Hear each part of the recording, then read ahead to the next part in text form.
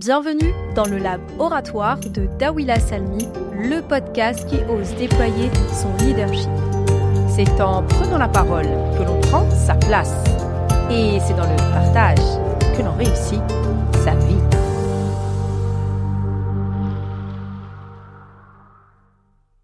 Bonjour à toutes et à tous et ravie de vous retrouver. Bonjour Dawila, ravie d'entamer ce 3e épisode avec toi. Tu accompagnes depuis plus de 15 ans différents profils pour qu'ils déploient entre autres leur potentiel et tu as observé une notion intéressante qui lie le manque de sécurité au manque de confiance en soi.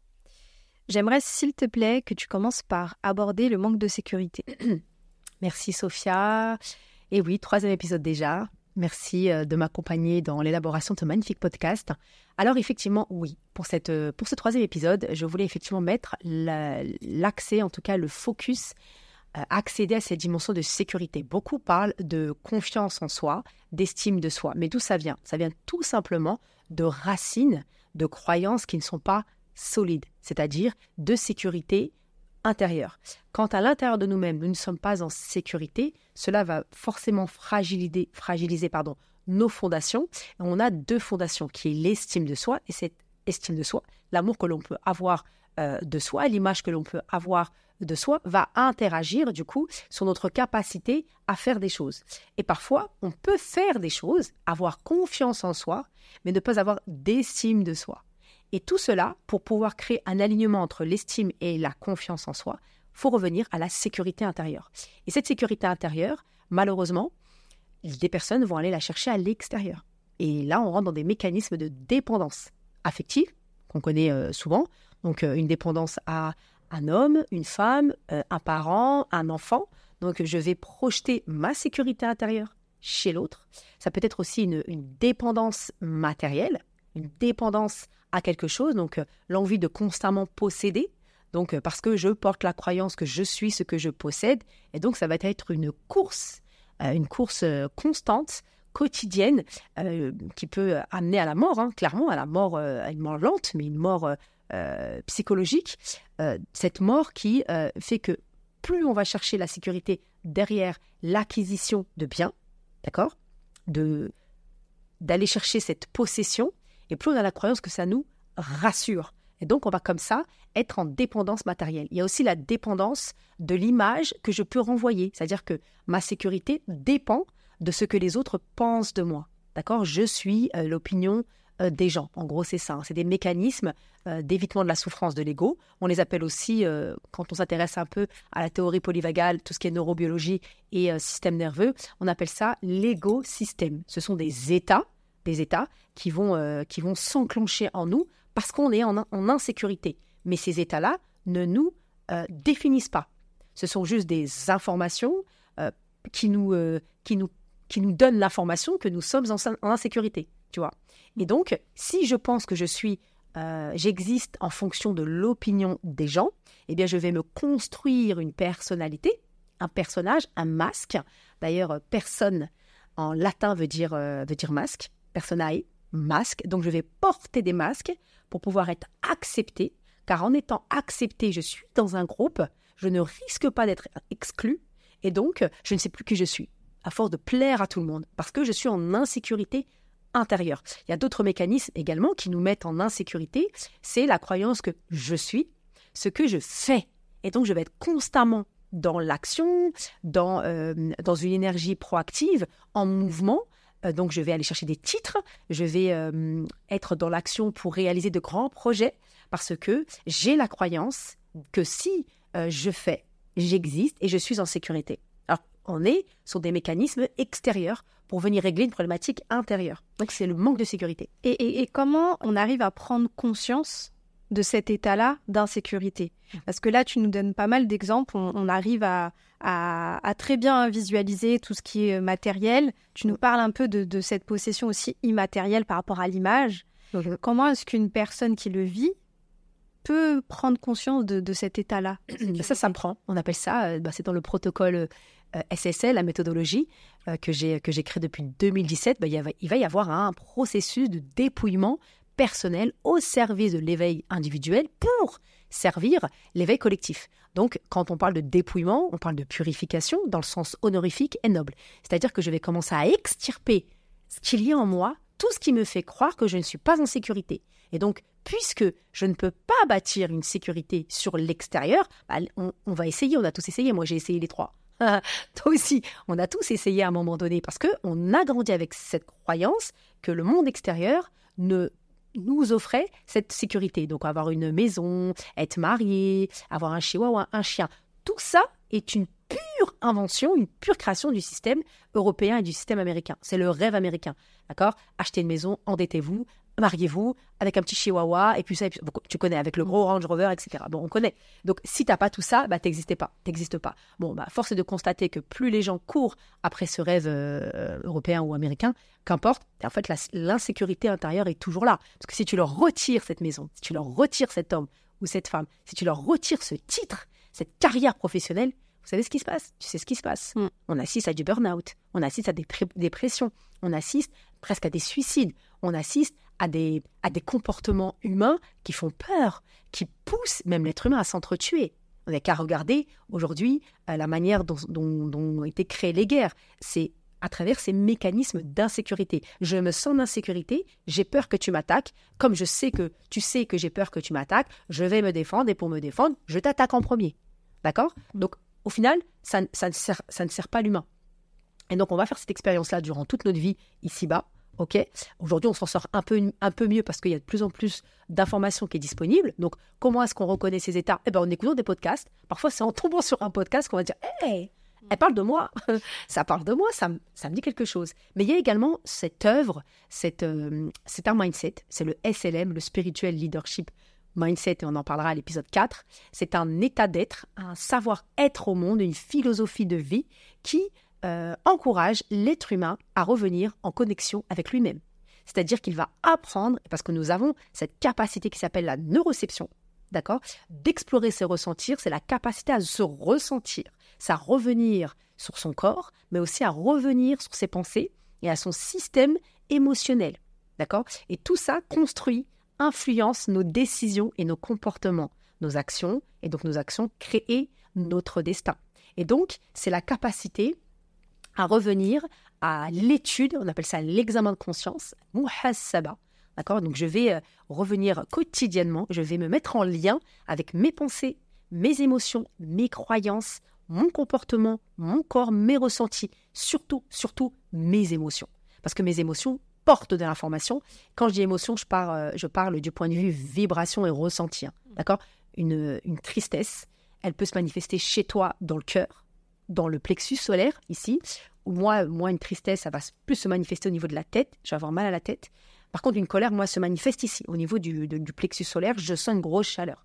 Et donc, pour reconnaître ces états-là, qui ne sont pas nous, ce sont des mécanismes d'évitement de la souffrance, ces mécanismes-là nous ont aidés pendant des années, d'accord, pour nous mettre en pseudo-sécurité, mais aujourd'hui, à 40 ans, 30 ans, 20 ans, eh bien, on n'a plus besoin de l'extérieur pour revenir à une sécurité intérieure. Un outil très précieux qui aujourd'hui fait fureur, c'est la méditation par exemple. Revenir à des états de silence. Alors quand je dis méditer, c'est pas juste méditer, faire du yoga et faire des sons bizarres, c'est pas ça. C'est avoir une méditation consciente et une méditation active. Une méditation qui nous connecte à nos ressentis.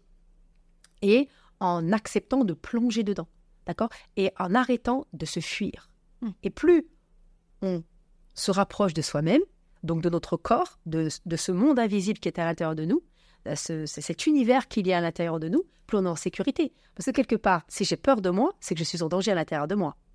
Et c'est pour ça que tu fais le lien aussi avec la confiance en soi. Exactement. Quand je suis en sécurité, j'ai plus besoin de me rassurer. Quand je suis en sécurité intérieure, j'ai plus besoin que l'autre me rassure. J'ai plus besoin que l'autre me donne une bonne note. J'ai plus besoin que l'autre m'aime. J'ai plus besoin d'exister à travers ce que j'ai dans mon compte en banque. J'ai plus besoin, d'avoir une maison. J'ai plus besoin d'avoir une carrière. Je fais ce que je veux. J'ai confiance en moi. Je suis en sécurité. Donc, je ne suis pas déstabilisée par l'opinion des autres. Donc, je suis stable parce que mes racines sont fermes. Sont fermes tel un arbre. D'ailleurs, la très belle analogie sur la confiance en soi, la prise de parole, la capacité à faire des choses et à y donner de la valeur, l'estime de soi. Tout part des racines. Il y a un magnifique verset dans le Coran où Dieu dit « plus les racines sont fermes et plus la ramure d'un arbre s'élance dans le ciel. Donc, plus votre sécurité, la croyance que vous avez vis-à-vis de vous-même, plus cette sécurité intérieure est solide et qu'elle se nourrit à travers un lien avec vous, et bien évidemment celui qui vous a créé, parce qu'on a besoin d'un soutien suprême, bien évidemment, et bien plus votre capacité à vous mettre en scène, en selle, en action, et plus vous allez vous mettre au service du monde en passant à l'action, mais en confiance. Donc, sécurité, confiance. Tu nous rappelles l'importance d'être enraciné pour avancer avec sécurité.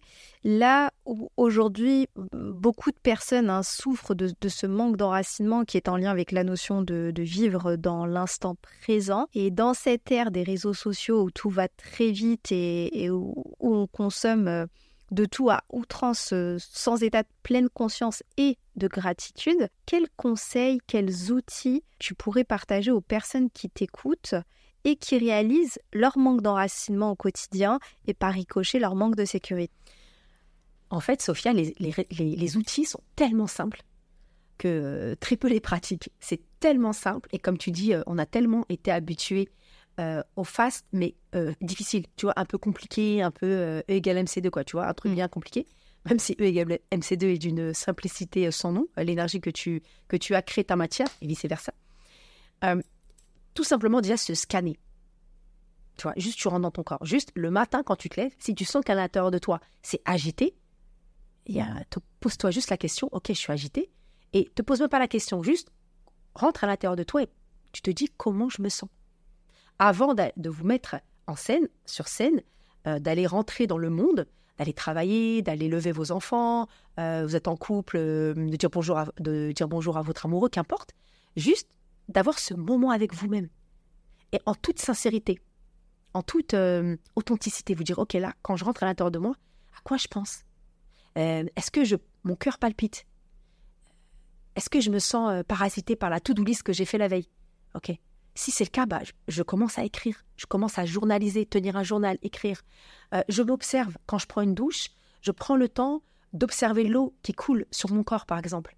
Je prends le temps d'être dans la gratitude de cette eau chaude, d'accord? Parce qu'on a quand même, on vit quand même dans des pays où on a énormément, alhamdoulilah, de chance. Je prends le temps de dire merci. Enfin, cette notion de regarder tout ce que j'ai avant de regarder ce qui me manque, d'accord? Et je me mets dans un état de vibration, dans un état énergétique, dans un état de haute fréquence. Je me dis, ok, ça va aller. Mais si je ne construis pas, je n'appuie pas sur le bouton interne de sécurité, je vais vivre, je vais expérimenter dehors, quand je vais sortir de chez moi, l'état que j'ai à l'intérieur de moi. Donc, il n'y a aucun bénéfice. Hein. Franchement, comme je dis souvent, c'est une perte sèche. Il n'y a rien. Investir 5 minutes de son temps avant d'aller dormir et avant de sortir de chez soi, de sortir de son lit, mais juste ça, au lieu d'y aller en mode pilote automatique et te dire j'en ai ras-le-bol de subir ma life et je rentre à l'intérieur de moi parce que tout ce qui se passe à l'intérieur de moi va se refléter à l'extérieur. C'est comme, en fait, nous sommes des projecteurs ambulants. Ouais. Ah oui, donc autant mettre de la lumière chez toi. Il y a énormément d'outils, nous. Il y a des protocoles. À la SSL, on fait énormément de choses. Il y a des manières de faire, il y a des manières de parler, le langage aussi. Mais c'est surtout être à l'écoute. Moi, j'appelle ça, c'est la posture quantique oratoire. C'est l'auto-vigilance. Mais pas dans je me rends malade, je me surveille. Non, c'est vraiment, je me sacralise, je me respecte, je prends soin de moi. D'accord? Je me traite comme j'aimerais que l'on me traite. D'accord? C'est comme manger correctement. Avoir la conscience que tout ce que vous mettez dans votre tête, tout ce que vous entendez, tout ce que vous pensez, tout ce que vous voyez, tout ce qu'on vous raconte, tout ce que vous portez, tout ce que vous mangez, tout ce que vous ingurgitez, de visible ou d'invisible, a un impact sur votre état intérieur et va se refléter, va se projeter, va se manifester à l'extérieur. D'accord? Il y a pléthore de documents sur le sujet, de travaux scientifiques. Et donc déjà, scannez-vous. Ouais. Comment je me sens? Oui, se recentrer en fait. D'abord se recentrer. Et c'est pas mental, hein. C'est tout sauf mentalement. Ouais. Il y a quelque chose qui ment dans le mental, donc c'est rien de mental. Tout passe par le corps. D'ailleurs, pour la petite histoire, il faut savoir que le corps reçoit une demi-seconde avant le cerveau l'information.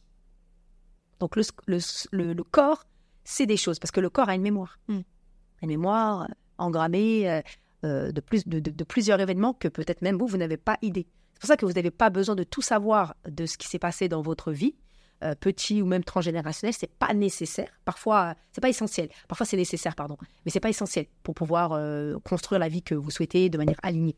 Ok ? Donc, du coup, déjà, vous vous scannez, vous ressentez, écrivez vos pensées, décrivez les pensées et les émotions. Aussi peut être un très bien bon sûr. outil, Alors oui, si tu parles de... pour les personnes qui ne savent pas ce qu'est le dhikr, je vais apporter un petit peu plus de précision. Et il y a un imam dont le nom m'échappe qui a fait une jolie traduction dans lequel il explique que le dhikr, c'est le fait d'être attentif avec son cœur à quelque chose et d'en être conscient. Donc, pour toutes les personnes qui pratiquent ce dhikr, il y a cette notion d'entre-soi connecté avec Dieu, où on fait une pause dans l'espace-temps en étant en état de gratitude vis-à-vis de Dieu et en quelque sorte vis-à-vis de nous-mêmes, car on porte du divin en nous. Exactement. Alors là, tu me lances effectivement, parce que les outils SSL sont très axés sur la spiritualité au sens large, mais elles sont très colorées de la spiritualité de l'épopée prophétique. Subhanallah. Donc, bien évidemment, il y a même des versets, d'accord, qui nous poussent à la contemplation. C'est-à-dire que dans toutes les religions, toutes les spiritualités, même bouddhistes, même polythéistes, hindouistes, ou on retrouve ça chez l'Évangile, on retrouve ça dans la Bible, on retrouve ça dans la Torah, qu'importe, d'accord. Il y a cette invitation, que ce soit de la part du Christ, que ce soit de la part de Moïse ou du prophète Mohammed sallallahu alayhi wa sallam, tous sans exception, nous invitent au silence. Tous nous invitent à corriger notre langue. Comment ? Par le souvenir du Créateur. D'accord ? Quand j'ai une mauvaise pensée qui apparaît, mais que je suis consciente et que je décide de prendre soin de mes pensées et que je n'arrive pas à l'extirper, parce que ça demande un travail, d'extirper, d'ouvrir son cerveau, tu l'ouvres et tu sors tout ça, il y a des méthodologies. Il y a la notion d'ego aussi qui revient. Ah oui, l'ego, c'est un podcast qu'il va falloir faire, si tu savais. Mais tu vois ça, effectivement, quand tu dis la ilaha illallah, walhamdulillah, gratitude, tu remercies, eh bien c'est comme si tu hackes instantanément la pensée. Donc, du coup, c'est aussi un protocole de méditation. Parce que dans la méditation, tu rentres à l'intérieur de toi, tu vas commencer à voir des images, tu vas commencer à ressentir des choses en toi, tu vas peut-être entendre des sons, des paroles. Moi, j'entends mes pensées, elles me parlent, elles ont un son, une vibration, une fréquence. Parce que je sais que la pensée, c'est comme une onde. La pensée, d'où elle envoie de l'information. Elle se plug à un champ électromagnétique et du coup, elle va attirer à moi l'expérience. Ouais. Eh ouais. Donc, faut faire. Donc, en fait, on programme constamment. On est des programmateurs inconscients dans notre vie. Donc là, en fait, c'est de revenir et mettre de la conscience, de la connaissance, de la clarté dans cette capacité qui est hyper puissante, créatrice. J'ai une capacité créatrice. J'ai la capacité de créer littéralement ma vie en partant de ce qui se passe à l'intérieur de moi. C'est l'imam Ali qui disait, le gendre du prophète, il disait « Le remède à ta maladie est en toi. Le remède à ta maladie est en toi. Les réponses à tes questions sont en toi. Tu penses être une toute petite entité alors que tu portes l'univers en toi, tout entier. Tu portes en toi le livre des lettres invisibles duquel les lettres deviennent visibles. » Donc là, il était métaphysicien. Il est dans la physique quantique à 1400 ans. Je t'explique le truc. Donc ils étaient très très loin. Le prophète est arrivé avec l'éternel. Le prophète est arrivé avec le monde des cieux, des 7 cieux. Le prophète est arrivé avec des mondes non visibles. Le prophète est arrivé avec l'invisible. Le prophète est arrivé avec une dimension quantique des choses. Une dimension où il y avait des anges, il y avait d'autres mondes, des vortex. Il est arrivé avec ce milieu-là quand même. Des choses qui aujourd'hui sont en train d'être prouvées. Aujourd'hui, la science est en train de se soumettre à tout ce que le prophète nous enseigne qui nous a enseigné à 1400 ans. Mais depuis 1400 ans, même dans la manière, ça sera l'objet d'un autre podcast, même dans la manière où on nous a enseigné les enseignements du prophète, on nous a éloignés de la puissance de ces enseignements. Parce que des personnes qui ont accès à ces enseignements-là ne veulent pas que l'on lise et que l'on comprenne les enseignements du prophète sous le prisme, écoute bien, de la réflexion individuelle spirituelle. Non. Ils veulent nous rentrer dans la doctrine et surtout, il faut que tu penses comme tout le monde. Il faut que tu penses comme savant Tartampion, il faut que tu penses que... Moi, je respecte tous les savants, mais il y a quand même des textes qui ont été faits au Moyen-Âge. D'accord ? Entre-temps, la chose a changé, et le savant, c'est un savant. C'est un savant avec son ego, c'est un savant avec son histoire, c'est un savant avec son effort de compréhension, d'accord ? Mais ce n'est pas le Coran. Le Coran... Et Dieu facilite. C'est surtout ce qu'il faut se rappeler, c'est que Dieu facilite. Donc, son accès à lui doit être très simple. Exactement, il aime la facilité. Se connecter, revenir à soi-même de manière très simpliste. Et je voudrais que tu puisses aussi nous partager quelques mots sur parfois la culpabilité qu'on peut porter. Parce qu'aujourd'hui, on peut faire 3 pas en avant et avoir le sentiment d'avoir bien avancé justement sur cette notion d'ancrage, de s'enraciner. Et puis parfois, paf, on a des petites baisses, parfois des baisses de foi, des baisses de morale, et on replonge. Puis après, on se dit, c'est bon, j'y arrive pas. En gros, je lâche l'affaire. Là, ce que tu décris, c'est le nivellement vers le bas. On retrouve ça dans le syndrome de Peter. J'invite tous les auditeurs et les auditrices à se renseigner sur ce concept. D'accord ? C'est que toute notre vie, et c'est un peu l'histoire de l'âme, toute notre vie, la vie ici-bas, elle a été créée comme ça, par cycle. Il y a des cycles d'hiver, il y a des cycles d'été. Il y a des cycles où on a chaud, il y a des cycles où on a froid. Tu te rappelles, petite âme. Et donc, le problème, c'est que le développement personnel nous a tellement fait croire qu'il fallait toujours être en joie et toujours être dans le bien-être, qu'il fallait toujours aller mieux, et que si tu vas mal, c'est pas normal. Tu es en dépression. Non, tu as le droit d'être triste. C'est-à-dire que l'expérience humaine, la dunya, d'accord, ça fait partie du game. Donc il y a des moments, c'est tout à fait normal d'expérimenter et d'être en lien avec la colère, d'être en lien avec le désespoir, d'être en lien avec la tristesse, avec l'humiliation. C'était pas grave, c'est ok. Tu vis l'expérience, tu vis l'émotion. Elle n'est pas positive ou négative, elle est inconfortable, mais chaque émotion te donne de l'information.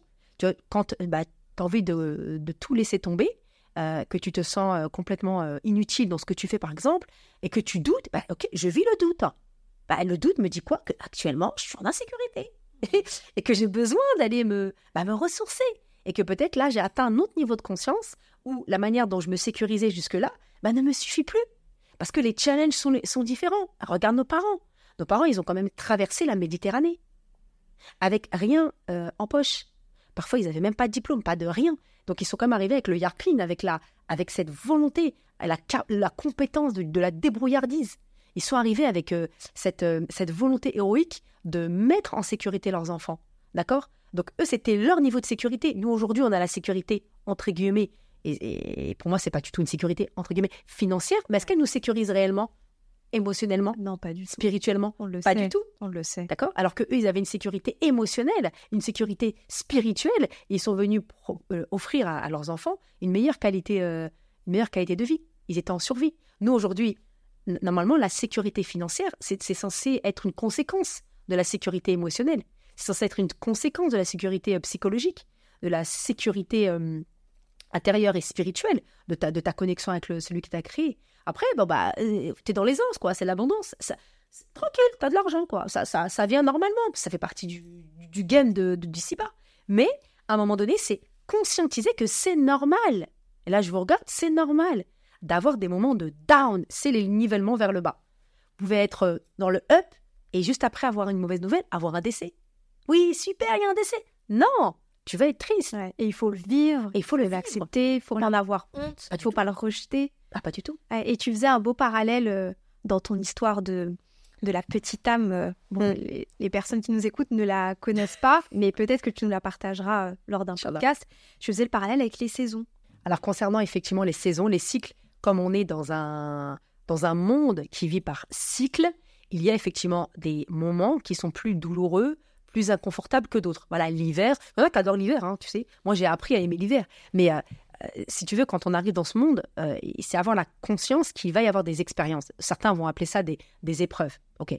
Donc, si je suis conscient que dans ce bas monde, dans cette dunya, dans cette expérience humaine, dans ce monde manifesté, il y a des cycles, et qu'il y a des expériences négatives, positives, inconfortables, appelez-les comme vous voulez. Moi, j'aime bien maintenant dire expérience, comme ça au moins je fais attention à mon langage, mais beaucoup vont appeler ça des épreuves, d'accord ? Moi, j'aime bien appeler ça épreuve de la foi, parce que c'est une expérience qui va venir tester ta sécurité. Parce qu'en fait, quel est celui qui te permet en réalité de remplir à 100% ta jauge de sécurité ? C'est celui qui t'a créé. Si tu es pleine d'amour et si tu ressens, si tu te connectes au lien qu'il a créé en toi, parce que c'est lui qui a créé le lien avec nous, hein. C'est pas nous qui avons créé un lien avec Dieu. C'est lui, en insufflant une partie de son souffle en nous, c'est lui qui a créé ce lien-là. Nous, notre job, c'est quoi? C'est de le nourrir. Et comment tu le nourris? Il l'a mis où, ce lien? Il l'a mis où, ce souffle? En nous, dans le cœur. Il ne teste pas, mais il nous met ça pour qu'on réalise que voilà, là, on a une fragilité, il faut qu'on se renforce. Pour moi, vraiment, c'est de la vie. C'est vrai que c'est le beau mot. Ouais, pour moi, c'est l'expérience du tawhid. Tu fais quoi dans la vie? J'expérimente le tawhid. Ah ouais, c'est quoi le tawhid? C'est cette connexion au un. Mais d'abord avec toi-même. C'est la taqwa, c'est la présence de Dieu constante. D'ailleurs, on est en période de Ramadan, beaucoup courent après des programmes. Mais je leur dis, mais si à la fin du Ramadan, tu es tout le temps en panique, tu es toujours en insécurité, tu n'as pas changé ton niveau de vie, tu es tout le temps là à te plaindre, mais waouh, tu as lu ton Coran en 30 jours, tu as fait 45 000 maraudes, mais qu'à aucun moment, tu as pris le temps de te connecter avec toi-même, à aucun moment, tu as fait une prière en te sentant monter en pleine conscience, ou que tu t'es pas connecté au hamd, vraiment concrètement, et ta vie, elle n'a pas changé, mais excuse-moi, tu es passé à côté du Ramadan. D'accord ? Tu es passé à côté du Ramadan. Le Ramadan, c'est un mois du lien. C'est oui, tu te lies aux autres, mais surtout à toi, tu fais partie des autres. Et surtout, tu honores la fitra. Hyper intéressant ce que tu dis. Ça, on en fera un podcast parce qu'il y a tellement à dire. Ouais. Le mois du Ramadan, je pense qu'il faut... il y a énormément de choses à dire. En tout cas, c'est super. Merci de nous avoir éclairés sur ces notions de sécurité, de manque de confiance. Merci beaucoup, Daouila, pour ces beaux partages. C'est rempli d'authenticité, au risque de déplaire. Tout à fait, toujours au risque de déplaire. De toute façon, personne ne fera l'unanimité. Merci infiniment, Sophia. C'est toujours un plaisir d'échanger avec toi. Salam. Nos limites pour le partage. Alors, si vous avez apprécié cet épisode, n'hésitez pas à le diffuser autour de vous. Abonnez-vous pour ne rien louper.